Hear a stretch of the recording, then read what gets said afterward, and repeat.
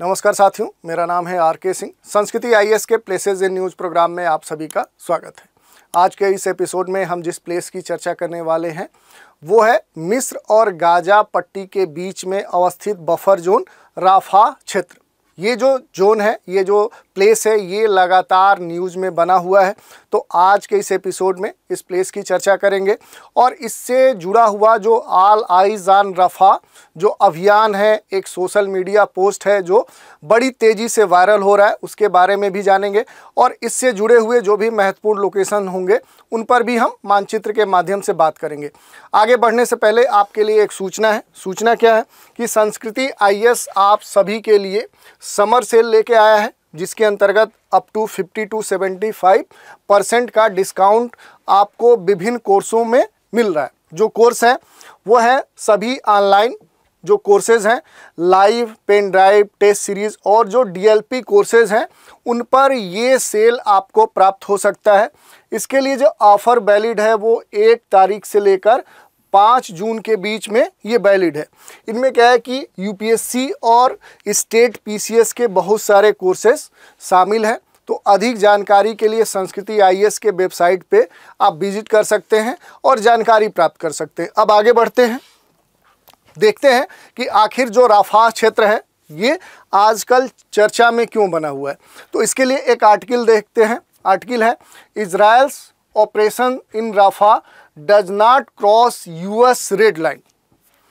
White House, यानी जो white house है यूएसए का, इसने ये माना है कि इजराइल ने जो राफा में ऑपरेशन किया है उससे क्या होता है कि यूएस के द्वारा जो एक रेड लाइन है उसको क्रॉस नहीं किया गया है।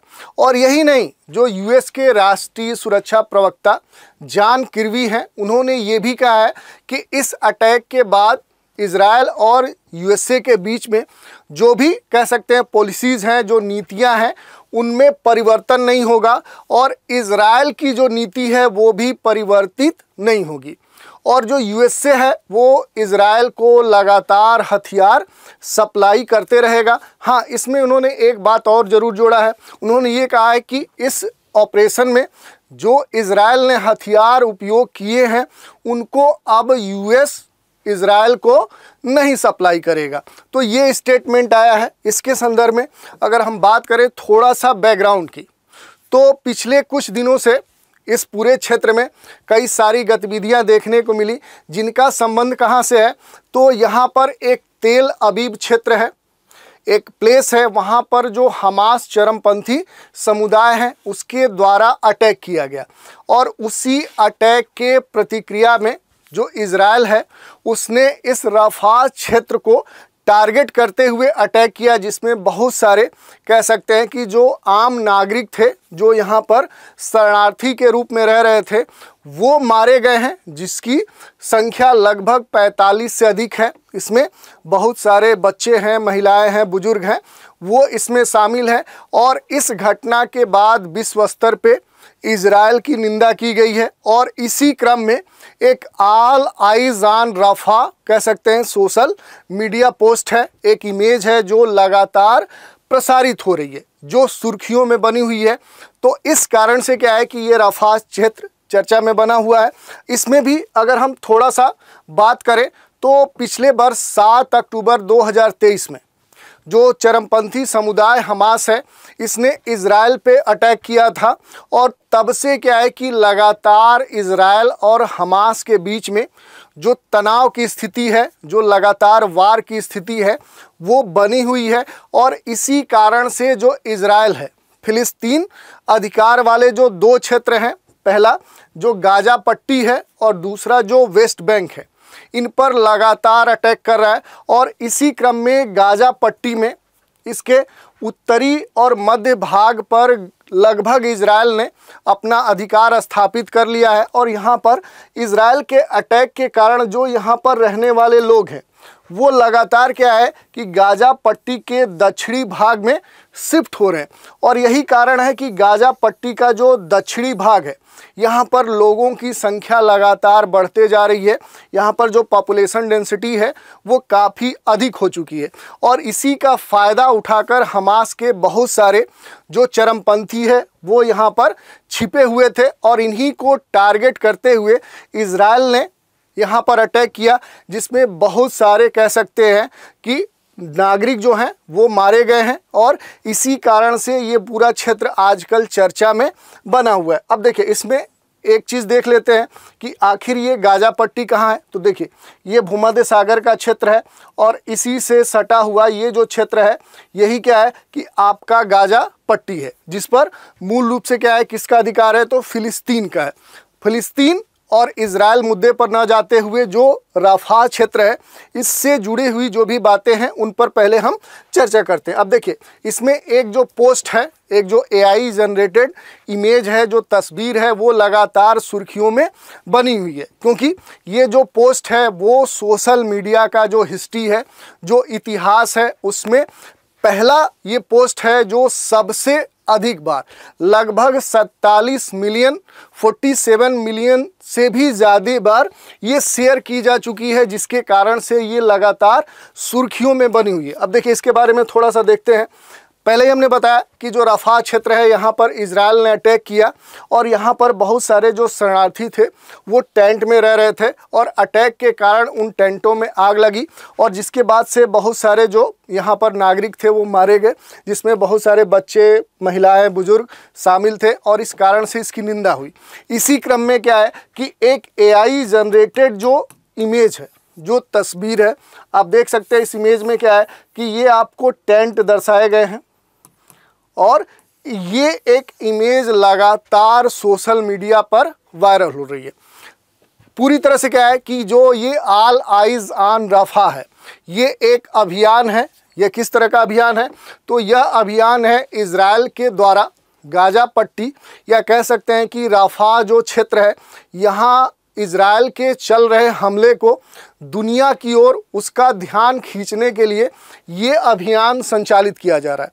और बढ़ते तनाव एवं घनी आबादी वाला जो रफा शहर है, यहाँ पर ज़मीनी जो हमले हो रहे हैं उसके बीच में लगातार ये जो रफा क्षेत्र है ये न्यूज़ में बना हुआ है। अगर हम बात करें कि आखिर इसके संदर्भ में आखिर भारत की क्या प्रतिक्रिया है, तो विश्व के बहुत सारे जो सेलिब्रिटीज़ थे उन्होंने इस पोस्ट के संदर्भ में अपनी प्रतिक्रिया दी और इसको अपने विभिन्न प्लेटफॉर्म्स जो थे सोशल मीडिया के उन पर शेयर किया। इसी संदर्भ में बॉलीवुड के भी बहुत सारे जो सेलिब्रिटीज़ थे इन्होंने इसको शेयर किया, लेकिन बाद में धीरे धीरे इन्होंने इन पोस्टों को हटाना शुरू किया, क्योंकि बाद में ये पता चला कि इसमें ईरान भी इन्वॉल्व है और वो इस पोस्ट को प्रमोट कर रहा है।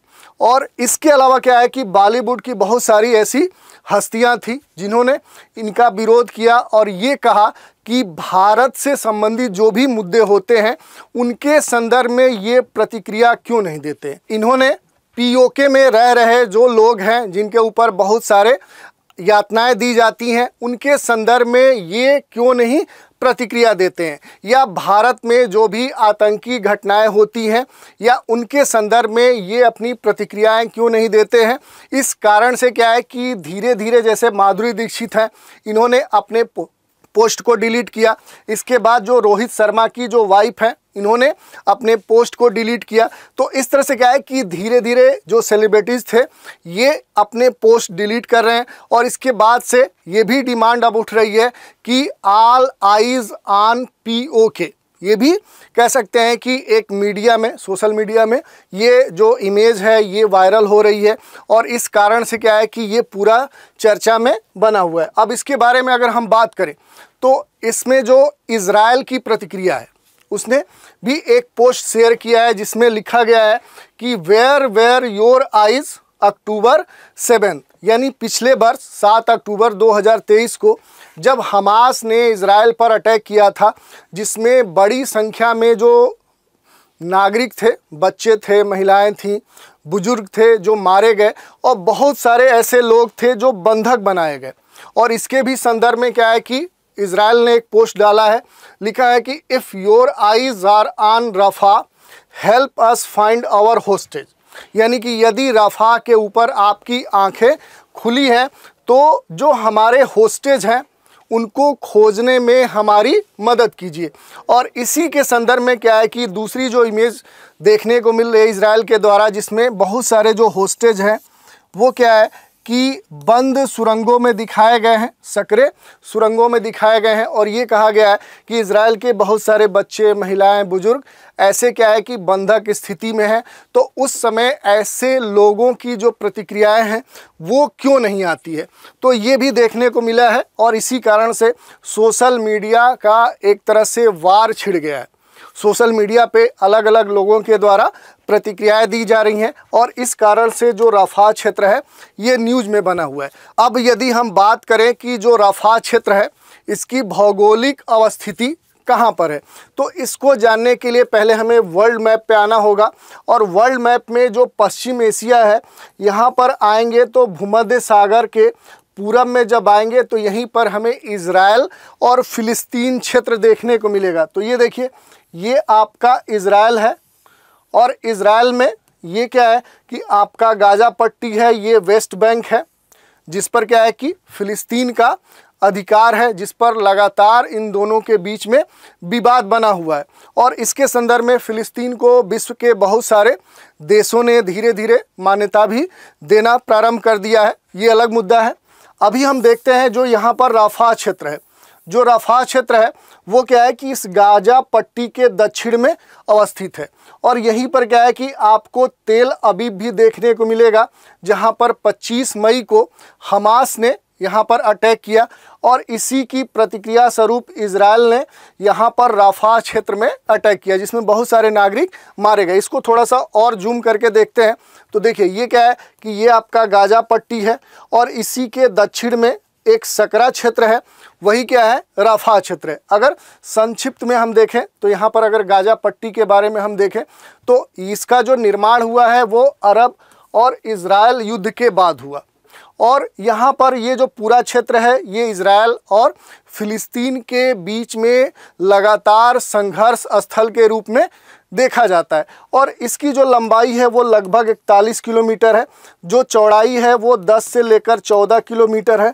और इसका जो दक्षिणी क्षेत्र है यहाँ पर अगर आएंगे तो इसकी जो लंबाई है वो लगभग 14 किलोमीटर।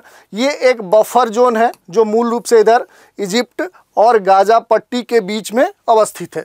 इसके अलावा अगर बात करें तो इस क्षेत्र में लोगों की जो संख्या है वो काफ़ी अधिक है, क्योंकि इजराइल के इसके गाजा पट्टी के विभिन्न क्षेत्रों पे अटैक होने से यहाँ के जो लोग हैं लगातार इसके दक्षिण भाग में शिफ्ट हो रहे हैं। और इसी कारण से अगर हम बात करें तो इस क्षेत्र में क्या है कि इस समय वर्तमान में लगभग 1.5 मिलियन जो लोग हैं वो गाजा पट्टी के दक्षिण क्षेत्र में आजकल वास कर रहे हैं। और इसी कारण से यहाँ पर इस अटैक में इतनी संख्या में लोग मारे भी गए। अब इसी को थोड़ा सा डिटेल में हम देखते हैं। ये देखिए, ये गाजा पट्टी है और यहाँ पर आएंगे तो ये जो पतला सकरी बफर जोन है यही क्या है कि ये रफा क्षेत्र है। यहीं पर रफा सिटी आपको देखने को मिलेगा और यहीं पर ये अटैक हुआ है। और इस क्षेत्र की अगर हम बात करें तो यहाँ का जो सैन्य प्रशासन है इजराइल का, इसने इसको द फिलाडेल्फी कॉरिडोर का भी नाम दिया है। और ये क्या है कि ये महत्वपूर्ण क्यों है कि ये क्या है कि ये जो सकरा क्षेत्र है ये हमास चरमपंथी जो समुदाय है इनके लिए ऑक्सीजन लाइन के रूप में भी जाना जाता है, क्योंकि जो भी गाजा पट्टी में जो इनको हथियार सप्लाई होते हैं, जो हमास के जो चरमपंथी हैं उनको हथियार सप्लाई सबसे अधिक इसी रफा क्षेत्र से होता है। और यही कारण है कि लगातार इस क्षेत्र को इजराइल क्या कर रहा है, इसको बंद करने पर जोर दे रहा है, इस पर अटैक कर रहा है। और इस कारण से क्या है कि ये क्षेत्र चर्चा में बना हुआ है। तो ये हमने देख लिया कि यहाँ पर रफा क्षेत्र क्या है, इसका आखिर मूल मुद्दा क्या है और इससे जुड़े हुए जो भी महत्वपूर्ण लोकेशंस थे उनकी हमने चर्चा कर ली। अब देखिए, इसमें कुछ और भी लोकेशंस हैं जो आपसे पूछे जा सकते हैं। जैसे यहाँ पर आएंगे तो यहाँ पर आपको सी ऑफ गैलीली देखने को मिलेगा, यहीं पर गोलन हाइट देखने को मिलेगा। यहाँ पर आएंगे तो आपको बहुत सारे देश हैं जिनकी सीमाएं इजराइल से लगती हैं, ये भी आपके लिए महत्वपूर्ण है। यहाँ पर डेड सी आपको देखने को मिलेगा और यहीं पर क्या है कि कुछ लोकेशंस हैं, जैसे यहाँ पर आएंगे तो जेरूसलम आपको देखने को मिलेगा, रामल्ला देखने को मिलेगा, जो कि क्या है कि यहाँ पर इसकी प्रशासनिक राजधानी है। तो ये कुछ महत्वपूर्ण लोकेशंस थे। आज की चर्चा पर एक प्रश्न देख लेते हैं। प्रश्न क्या है? निम्नलिखित कथनों पर विचार कीजिए। पहला स्टेटमेंट है कि अधिकृत गोलन हाइट में इजराइल का सर्वोच्च शिखर माउंट हरमान अवस्थित है। दूसरा स्टेटमेंट है फिलिस्तीन की प्रशासनिक राजधानी रामल्ला है। और तीसरा स्टेटमेंट है फिलिस्तीन की सीमा सीरिया, जॉर्डन, मिस्र और इजराइल से लगती है।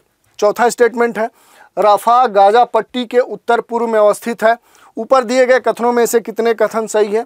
पहला विकल्प है केवल 1, बी है केवल 2, सी है केवल 3 और डी है सभी चारों। तो आज के एपिसोड में हमने राफा क्षेत्र की बात की और इससे जुड़े हुए जो भी महत्वपूर्ण बातें थी उन पर हमने चर्चा की।